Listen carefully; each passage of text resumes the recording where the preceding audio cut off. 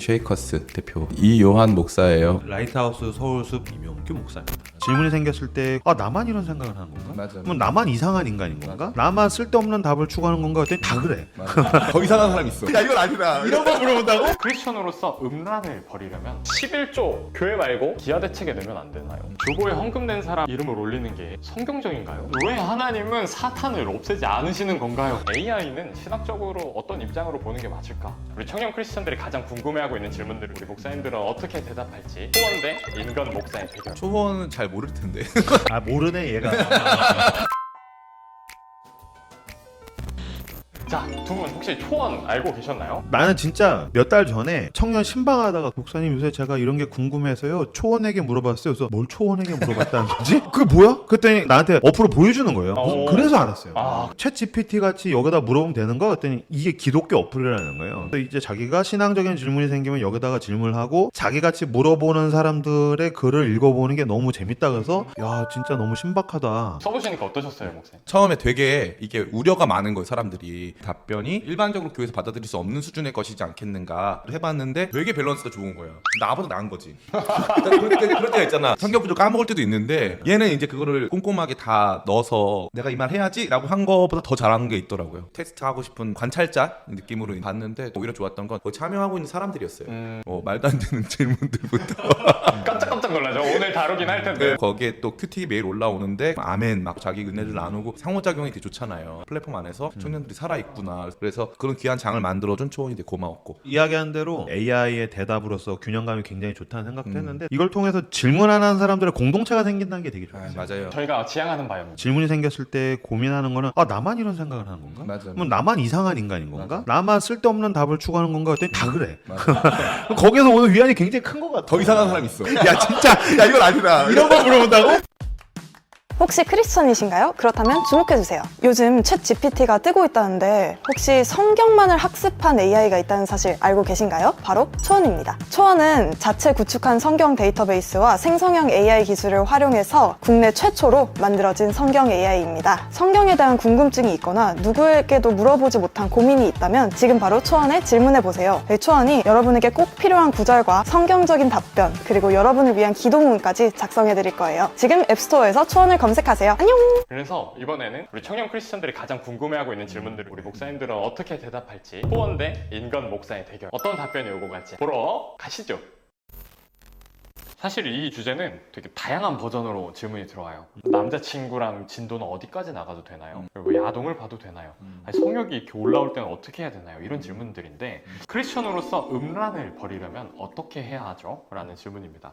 사실 이게 정말 크리스천들을 힘들게 하는 부분인 것 같아요. 조회수 탑10을 집계했을 때 10개 중에 7개가 성에 대한 질문이었거든요. 두 분은 목회하시면서 이런 질문들 실제로 받아본 적 있어요? 전 종종 받기는 해요. 아 정말요? 질문을 해주셨던 연령대가 보통 어떻게 되세요? 20세 중후반들이 많이 하는 것 같아요. 저는 40대 40대. 진짜? 네. 40대가? 결혼했는데 크리스천으로서 음란의 마음을 어떻게 버릴 수 있을지 초원의 답변을 다뤄보겠습니다. 초원은 잘 모를 텐데. 그래서 초원은 약간 이런 질문하면 진짜 T100으로 나와요. 보세요. 에베소서 5장 3절 바로 던져줍니다. 음행과 온갖 더러운 것과 탐욕은 너희 중에서 그 이름조차도 부르지 말라. 이는 성도에게 마땅한 바니라. 모르네 얘가. 아는 척해. 저는 여러분이 정욕과의 싸움을 극복하는 방법에 대한 지침을 구하고 있다는 것을 이해합니다. 다음은 여러분이 취할 수 있는 몇 가지 실용적인 조치입니다. 마음을 새롭게 하세요. 책임감을 추구하세요. 마음을 지키세요. 하나님의 용서를 구하세요. 하나님의 도움과 동료 신자들의 지지를 받으면 이 영역에서 자유와 승리를 경험할 수 있습니다. 음란에서 동료 신자들의 지지를 어떻게 받을 수 있을까요? 근데 나는 그거를 더 솔직하게 얘기할 수 있는 친구들, 교회 안에서 동료들이 있는 건 되게 중요한 것 같아요. 맞아요. 그 공동체가 있으면 너무 감사한 것 같아요. 그치. 음란이라는 부분이 가지고 있는 가장 큰 맹점은 은밀함이 있는 거죠. 자기 혼자 고립된 상태에서 어떤 그 조직신학 교수님 같은 경우는 그 자위 행위를 고립된 성행위라고 이제 얘기를 하는데 혼자서 있는 게 제일 문제가 있는 것 같아요. 어떻게 이게 지금 커져가는지를 세밀하게 좀 볼 수 있는 게 필요한 것 같고 좀 경계할 수 있도록 누군가한테 어느 정도 얘기할 수 있는 지점도 필요한 것 같아요. 20대가 성욕이 없다? 그러면 저는 그거는 오히려 건강에 문제가 있는 거 아닌가라는 생각을 하거든요. 어거스틴은 뭘로 봤냐니까 우리의 성기가 신체 바깥으로 나와 있는 것 중에 유일하게 의지의 작용을 받지 않는다고 하더라고요. 되게 나는 신선했어요. 본인 되게 음란했거든요, 어거스틴이. 되게 음란하게 살아서 그 분야의 전문가예요. 진짜로. 왜 혹자는 좀 유머러스하게 표현하는데 뇌가 하나 더 있다. 맞아. 지자체다라고 표현을 하잖아. 죽인다. 진짜 그 정도로 삶에 있어서 어떻게 보면 중요하고 한편으로는 통제 불가능한 영역이긴 하잖아요. 이것에 대해서 완전히 나는 뭐 아무런 생각이 없고 그쪽엔 관심도 없다? 그거는 난 아니라고 생각해요. 왜냐하면 그런 것들에 대해서 생각도 하지 마라 뭐 이렇게 하는 거는 저는 비현실적이다. 그거는 일단 너무 큰 정죄감을 갖진 않으셨으면 좋겠다. 또 한 가지는 연습하면은 어느 정도 개선이 가능한 측면이 있다라는 것도 인정했으면 좋겠다. 그냥 무조건 포기하고 이거 안 되는 거야, 도저히 극복 못해 라고 또 거기 머물지 않았으면 좋겠다. 신앙과 삶과 모든 것 안에서 서핑하는 것 같아요. 서핑.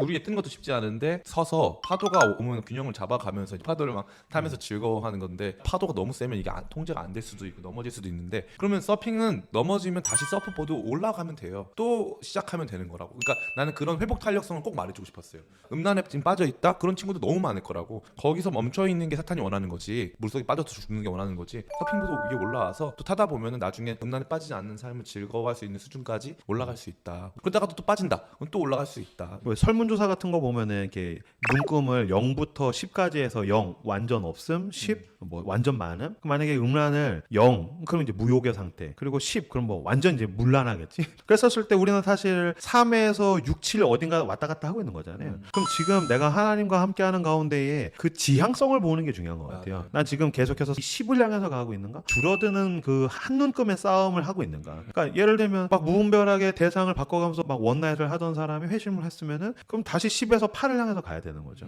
진정한 사랑을 향해서 가고 싶고 그 사랑의 관계가 책임을 지고 싶고, 음란한 포르노나 이런 걸 보던 사람들은 계속 그런 걸 줄이기 위한 싸움을 하다가 보면은 하나님의 성령과 동행을 하고 있느냐. 내가 교회에서는 버젓하게 신앙인이지만 내 안에서 은밀한 성욕과 음란함과 죄는 계속 확대되고 있느냐. 그러니까 나는 그 싸움을 봐야 되는 거지. 왜 나는 제로가 아닌가? 나는 다행히 10은 아니잖아. 그러니까 그런 논의보다는 지금 나의 그 하루와 일주일의 싸움이 무엇을 향해서 가고 있는가? 그건 우리가 그리스도인으로서 계속 가는 성화의 과정이겠죠. 그만큼 청년들은 사실 말씀에 맞게 너무나도 살고 싶은데 본인이 그렇게 되지 못하는 사람이라는 거 아니까 너무 좌절스러운 것 같아요. 사실 음란이 되게 예민한 죄예요. 그게 그래서 단순히 신체적인 죄이기도 하면서 한편으로는 가장 신앙적인 죄이기도 해요. 그 하나님 아닌 다른 것으로 나 더 채우려고 하는 것 중에 가장 끝판왕이거든요. 그렇다고 해서 우리가 완전 죄 없는 삶을 지금 살 수 있는 건 아니니까 그 죄를 다뤄가고 그 죄 안에서도 승리하는 법을 배워갈 수 있도록 인정하고 받아들이면서 극복하려고 하는 태도를 취하는 것과 나 죄인이야, 나 망했어, 막 그 생각 자체가 나를 완전히 오염시킬 때는 완전 잘못된 거거든요. 좀 방종이 되지 않았으면 좋겠어요. 근데 사실 뭐 그래도 된다라고 여길 것이 아니라 아까 목사님께서 말씀해 주셨던 우리의 지향점이 어디에 있는가, 맞아요.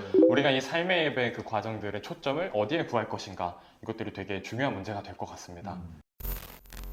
이거 너무 재밌을 것 같아요. 11조 교회 말고 기아 대책에 넣으면 안 되나요? 두 분은 또 담임 목사님으로서 이 부분을 어떻게 보고 계신지 되게 궁금합니다. 초안 답변을 먼저 초안 한번 답변. 볼게요. 자, 마태복음 6장 3절에서 4절이네요. 너는 부재할 때 오른손이 하는 것을 왼손이 모르게 하여 네 부재함을 은밀하게 하라. 은밀함 중에 보시는 너의 아버지께서 갚으시리라. 신약 성경에서 예수님은 헌금의 중요성을 강조하셨지만 11조의 구체적인 요건에 대해서는 명시적으로 언급하지 않았습니다. 우리가 영적 자양분을 공급받는 지역 교회에 기부하는 것이 좋지만 교회 출석에 국한되지 않습니다. 11조는 성경의 원칙에 부합하고 하나님의 목적을 위해 사용되는 한 어디에 기부할지 자유롭게 선택할 수 있습니다. 저는 개인적으로는 괜찮다고 생각해요. 다만 정기적으로 진짜 10분의 1이라는 상징적인 숫자는 옆구리 어느 정도 타격이 오는 정도의 숫자라고 생각을 하거든요. 옆구리에 타격이 올 정도로 할 수 있다면 어디든 하는 것이 좋다. 왜 그 정도의 금액이 필요합니까? 생산과 소비를 통해서 자본주의 사회가 사람들을 돈의 노예로 만들어가고 있는데, 나는 생산과 소비로 살지 않고 나는 하나님의 은혜로 삽니다 라는 고백이라고 생각해요. 하나님의 나라를 위해서 10분의 1을 계속해서 헌금을 하는 거죠. 교회가 아니라 당신이 가능하다면 다른 구호단체나 다른 NGO단체에 하는 것도 좋다. 그러나 이런 생각을 한번 해볼 필요가 있다. 어차피 내가 하나님의 나라를 위해서 구호단체와 NGO에다가 11조를 보내는데 내가 우리 교회에다가 11조를 못하는 이유는 무엇이냐? 그 교회를 신뢰하지 못하는 것은 아니냐. 이 돈 다 우리 담임 목사님 뭐 돈 가져 아니 우리 월급 받아요. 어. 교회가 구제와 선교를 통해서 이 도시에 복음을 전하고 하나님께서 그 교회를 이 지역에 세워서 당신이 그 교회 공동체가 됐는데 이 교회에다가 내가 11조를 못하는 거는 내가 이 교회를 신뢰하지 못한다라는 뜻일 수도 있잖아요. 고민을 한번 해볼 필요가 있지 않는가. 돈은 가장 실제적인 거니까. 그러니까 오죽하면 예수님도 네 보물이 있는 곳에 마음이 있다라고 얘기하는 것은 내가 어쩔 수 없이 우리 교회 여기 가깝고 주차하기도 괜찮고 해서 다니지만 내가 이 교회에 헌금을 할 만큼 난 신뢰적인 관계를 가지고 있지는 못하는 것 같아. 사실 여기가 더 선하다고 생각을 하는 거잖아. 우리 교회보다. 그런 면에서는 교회와의 관계를 진지하게 다시 한번 생각해 볼 필요가 있는 것은 아닌가? 사실 저는 이제 대형 교회를 다니다 보니까 진짜 초대형 교회잖아요. 저희 교회 정도면. 근데 이제 거긴 안 해도 될 것 같아요. 우리 교회는 되게 커서 미자립 교회나 이런 쪽으로 돕고 싶어 하는 청년들이 있어서 다니는 교회를 존경하지 않고 뭐 우리 목회자님들을 지원하고 싶지 않다라는 마음은 아니지만 좀 그런 식으로 플로잉을 하고 싶다라는 분들도 분명히 있는 것 같아요. 그 못 믿겠다의 지점에서 원인이 될 만한 질문 더 가져왔습니다. 네, 좋습니다. 주보에 헌금 낸 사람을 이름을 올리는 게 성경적인가요? 헌금 들여면 왜 주보에 이름을 올리냐? 초원의 답변에는 성경적이지 않다라고 답변을 해주고 있습니다.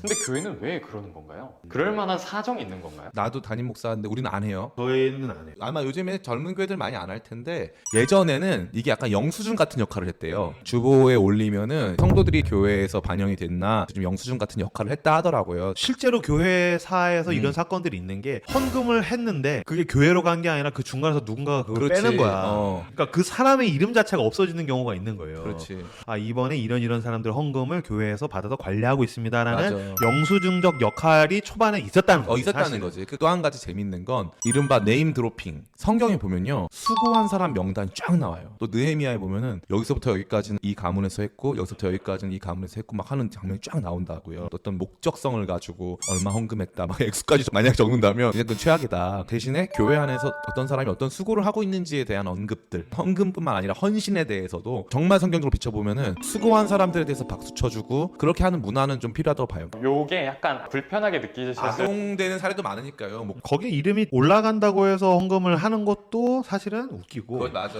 안 올라가니까 안 하는 것도 웃긴 거야. 맞아. 우리 오히려는 안 올리니까 더 안 하는 것 같아. 우리 원래 헌금바구니 돌리다가 안 돌리거든 더 안 하는 것 같아요. 우리 아예 그 시간이 없어요. 예배 자체가 내가 하나님께 드려져야 되는 시간이라고 생각을 하는데 헌금을 되게 쉽게들 빠뜨리는 경우들이 있거든. 둘 다 사실은 문제가 있는 거야.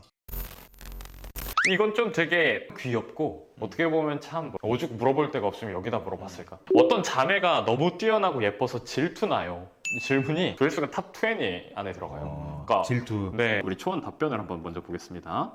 아가서 4장 7절입니다. 나의 사랑, 너는 어여쁘고 아무 흠이 없구나. 이거를 보고 저도 약간 울컥하더라고요. 이 질문했던 분이 이 말씀의 존재를 깨닫게 됐을 때 얼마나 감사했을까. 그리스도를 따르는 사람으로서 우리는 서로를 사랑하고 지지하며 질투에 사로잡히는 대신 감사와 격려를 선택합시다. 진정한 아름다움은 온유하고 겸손한 정신에 있으며 진정한 탁월함은 우리의 은사를 사용하여 다른 사람을 섬길 때 발견된다는 것을 기억하세요. 이렇게 답변을 해주고 있네요. 다시 태어난다면 차은우, 이재용 하잖아. 대부분 애들이 이재용 선택한대. 이재용을. 이재용 차은우? 난 차은우. 이재용 차은우. 난 이명규. 할렐루야! 아 이런 거 좀 재수없지 않아? 저도 약간 재수없다고 알고 두 분은 또 엄청 친한 친구분이시잖아요. 뭐 서로에게 약간 이런 질투나 좀 이렇게 부러운 점이 좀 있으신지 궁금하네요. 아 저는 우선 질투 자체가 별로 없어요. 이거 난 선천적으로도 질투나 이런 게. 난 우선 남의 인생에 관심이 없어. 난 나만 소중한 사람이거든. 혹시 MBTI가? 저 INTP요. P. T가 거의 100입니다. 인프피. 그쵸, 인프피시죠? 와, 완전 또 TF 반대. 방금 성경 구절 들으니까 문득 생각나는데 신학교를 준비할 때 썼어요. 그때만 해도 장로회 신학대학교가 막 5대1, 6대1. 그때 제가 일반 대학교 졸업하고 이제 신대원 가야겠다 해서 스터디 그룹을 이제 가려고 갔는데 진짜 한 300명이 앉아 있는데 가장 가운데 걔 내가 딱 앉아 있는데 지금도 목서로서 이런데 그때 내가 얼마나 자유로웠겠어. 나 빼고 다 전도사님 같이 생긴 거야. 그렇지. 다 교회에 어울리는 다 전도사님 같이 생긴 거야. 혼자 거기서 문득 아 이런 사람들이 신학교 가야 되는 거 아닌가? 하나님이 나 안 불렀는데 내가 잘못 듣고 온 거 아닌가? 내가 괜히 혼자서 지금 신학교 가겠다고 뻘짓하고 있는 거 아닌가? 진짜 안 불렀구만. 그러니까 그러게 내가 그러면 왜 괜히 사역한답시고 대학 졸업하고 뻘짓하고 있지? 짜증이 나서 이렇게 성경을 넘기다가 아가서가 나왔어. 난 사실 이런 구절이 있는지 처음 알았어. 너무 아름다고 어여뻐서 흠이 없구나. 읽고 3번, 5번 읽다가 눈물이 터져가지고 진짜 성경에 눈물을 뚝뚝뚝 흘리면서 이렇게 성령께서 내 마음에 야 나는 너가 마음에 드는데 왜 너는 다른 사람들이랑 막 비교해? 너는 다른 전도사들이랑 다른 거잖아. 저들은 저들이고 너는 이명규잖아. 내가 너를 불렀는데 왜 너는 왜 남들이랑 비교하고 그래? 그래서 혼자 이렇게 막 펑펑 울고 예 알겠습니다. 그리고 어쨌든 그 해 이제 신학교 떨어졌죠. 근데 결국에 질투라는 거는 내 삶의 그 리듬과 인도하심이 있다라는 것에 대한 하나님의 신뢰를 못 믿는 거예요. 그 인간이랑 나랑 달라. 이완 목사님이랑 나랑 생긴 것도 다르고 성격도 다르고 다르다고. 내가 왜 이호한 목사에다가 나를 끼워 맞춰서 이호한은 피아노도 잘 치고 노래도 잘하고 저 새끼 좋겠다. 내가 그럴 필요가 뭐가 있어. 맞아. 나의 삶을 인도하신 하나님을 신뢰하면 되는 거지. 나보다 나은 사람을 보면은 좀 쫄아드는 그런 게 있었는데 시간이 지나면서 더 지혜로워지는 건 저 사람도 저 사람만의 단점들이 있거든. 제가 이제 한참 음악을 열심히 할 때인데 그 음악하는 애들 중에 천재 같은 애들이 있단 말이에요. 나는 이제 그 애들이 너무 잘하니까 그 따로 만나가지고 너 너무 잘한다 진짜 너무 대단하다. 근데 알고 봤더니 얘는 나를 되게 리스펙하고 있던 거야. 나는 몰랐지. 내가 몰랐던 장점을 얘는 보고 있더라고. 그래서 질투를 하게 되면 될수록 나한테 더 안 좋아요. 왜냐하면 내 안에 더 아름다운 것들을 보지 못하게 만들거든. 나의 강점을 판단하기 어려워지는 맞아요. 그래서 결국에는 충분한 하나님의 사랑, 본인도 본인 사랑하는 것도 집중하고 또 그 사람도 완벽하지 않다. 그 사람도 다 어려움이 있다.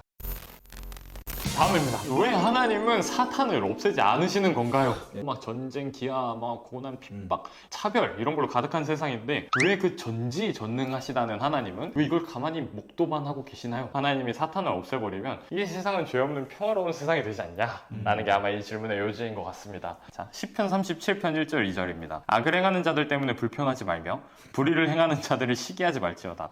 그들은 풀과 같이 속히 배임을 당할 것이며 푸른 채소같이 쇠잔할 것이미로다.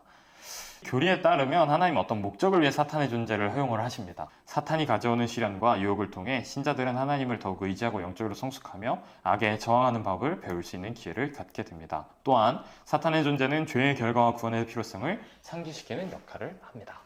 하나님께서 사탄을 왜 없애지 않느냐? 하나 없애실 거예요. 단번에 없애실 것이죠. 근데 또 한 가지 재밌는 게 이게 원래 사타나스, 사탄 이게 고소자란 뜻이에요. 그래서 욥기에 보면은 사탄이 하나님의 법정에 서요. 사탄이 하는 일이 욥을 고소하는 거예요. 하나님이 욥을 자랑하니까 사탄은 욥에 대해서 계속 참소하는 거예요. 그게 아니다. 그 중심은 그렇지 않다. 계속 고소하는 거죠. 그 검찰 같은 역할. 현재 상황에서 사탄이 없어지면 인간 세상이 평화로워지냐? 아니에요. 왜냐하면 인간이 죄를 범했고 사탄은 그 범한 죄에 대하여서 사망아 너희 쏘는 것이 무엇이냐? 사망이 쏘는 것은 너희 죄니라 라고 돼 있거든요. 그래서 우리 죄를 자꾸 불러일으키고 하는 게 사탄인 것이지 사탄이 없어짐이 우리 죄 없어짐은 아니에요. 인간이 주범인 거야. 맞아. 사탄은 공범이야. 사람들은 사탄이 주범인 줄로 알고 그러니까 있는 거야. 착각이야 그게. 그렇지 않다. 네가 죄인이야. 내가 죄인이야. 우리가 사실 선악과를 따먹은 거죠. 사탄은 하나님 난 제일 건든 적이 없어요. 충분히 지 혼자 잘하고 있어요. 오히려 야 네가 나보다 더 해 이럴 수도 있지. 맞아. 사탄 입장. 사탄도 이거. 야 넌 나보다 잘하는데. 그러니까. 약간 그렇게 할 수 있어. 그러면 악의 근원을 없애야 되는 거 아닙니까? 그럼 사실은 나를 없애줘야 되는 거지. 그러니까 우리는 사실 그 악과 죄에 대한 피해자라는 생각만 하고 있고 선량하다고 생각하는 거죠. 아니죠. 하나님이 여전히 나 같은 죄인에게도 심판을 보류하셨기 때문에 그 은혜로 이제 우리가 살아남는 거고 왠지 모르겠지만 여전히 그 죄악을 우리에게 부추기는 사탄이라는 존재를 세상 끝날에 심판까지 놔두시는 건데 실존적으로 봤을 때는 그 끝날이 우리에게 이제 소망이 되는 거죠. 나에게 그날이 올 것이다. 심판하시는 하나님이라는 개념은 우리에겐 굉장히 큰 소망이에요. 러시아에서 일으킨 이 전쟁에 대해서 하나님이 심판하지 않으신다면 그 우크라이나에서 죽어가는 사람들은 도대체 무엇으로 소망을 삼고 그 억울함을 어떻게 해소할 것인가. 지금도 크고 작은 억울한 일을 당한 사람들은 하나님이 심판하신다는 걸 얼마나 기다리고 있겠어요. 분명히 그 영원의 시간 속에서 하나님이 심판하실 것이다. 그러므로 우리는 악은 악의 할 일을 하라. 나는 복음 안에서 우리가 할 일을 하자. 그 끝날을 향하여서 심판의 날을 향하여서 소망으로 나아가면 된다고 생각합니다. 제 인생의 귀절이라고 생각하는 구절이 잠언 23장 18절이거든요. 정령이 내 장래가 있겠고 내 소망이 끊어지지 아니하리라. 단순히 저의 어떤 앞으로의 길을 하나님이 끝까지 책임져 주실 것이다 라는 그 개념으로만 이해를 하고 있었는데 악인의 형통함을 부러워하지 말며 라는 그 구절도 있더라고요. 그 말씀해 주셨던 내용이랑 이 구절이 되게 오버랩이 돼서 생각이 되네요. 악은 악의 할 일이 있고 우리는 우리가 할 일을 다 하는 것이다. 그게 하박국서의 굉장히 중요한 주제라고 생각하거든요. 처음에 출발을 악의 형통함에 대한 분노로 하나님 뭐 하신 겁니까? 어떻게 죄인이 이렇게 형통할 수 있습니까? 근데 마지막에 가면은 그 구원의 하나님으로 인해서 기뻐하리라. 그분의 공정한 심판과 그분의 은혜의 손길. 그러니까 1년 동안 취업 준비했는데 취업이 안 돼서 예수 안 믿는 애들은 취업이 잘 돼. 나는 결혼했는데 전세자금 대출이 안 나가지고 어디 원룸 들어가야 되는데 죄 한참 진 놈들은 막 떵떵거리면서 막 잘 살아. 그럼 하나님 뭐 하시는 겁니까? 왜 심판 안 하십니까? 근데 분명히 그분께서 공정하게 그분의 은혜대로 심판하실 것이다. 그러니 난 기뻐하고 기뻐하리라. 나는 내 할 일을 하겠다. 죄인들은 죄인의 할 일을 하는 것이다. 저는 한 명의 청년이자 크리스천으로서 7개의 질문을 우리가 다뤄봤지만 그 하나의 주제는 사실 하나님의 주권과 공의. 우리가 되게 인정하기 어려운 것이었지만 하나님의 공의와 주권이겠구나 하는 생각을 되게 들었던 것 같아요. 이런 질문을 하시는 분들이 귀해요. 앞으로도 더 좋은 시간들 많이 함께하면서 교회들을 돕고 청년들을 돕는 귀한 역할을 잘 감당했으면 좋겠습니다. 초기에는 목사님이나 전도사님들이 AI를 이용하는 이 초원을 되게 우려하는 반응들도 있었어요. 교계 안에서 AI는 신학적으로 어떤 입장으로 보는 게 맞을까? 현재 가장 핫한 기술이잖아요. 이 AI라고 하는 것은 온라인상에서 확보가 가능한 데이터를 가지고 하잖아요. 없는데 얘가 창조적으로 뭐 대답을 해주는 게 아니잖아. 그러다 보니까 위험할 수도 있고 안 위험할 수도 있다고 생각해요. 근데 지금 다루는 수준 정도는 어떤 필터링이 거쳤는지 모르겠는데 굉장히 안전하더라고요. 근데 이걸 지속적으로 계속 안전하게 만들 수 있는 시스템을 만들면 될 것 같고, 물론 이 모든 거는 일장일단이 있죠. 자동차도 누가 모느냐, 뭐 노면 상황이나 어떤 이런 것들을 잘 정비했느냐가 중요하다고 보니까 초원 앱 정도는 현재까지로서는 뭐 우려와 점이 거의 없는 그런 앱이 아닐까. 초원은 청년 복음화를 위한 차세대 선교 도구로서 앞으로 초원은 유수의 교회와 또 기독교 단체, 동역자로서 협업을 하면서 한국 기독교의 임팩트를 만들고 다음 세대와 미자립 교회 등 한국 교회의 부흥을 위해서 노력하겠습니다. 이병규 목사님, 이완 목사님 두 분 출연해주셔서 너무너무 감사합니다. 감사합니다. 와.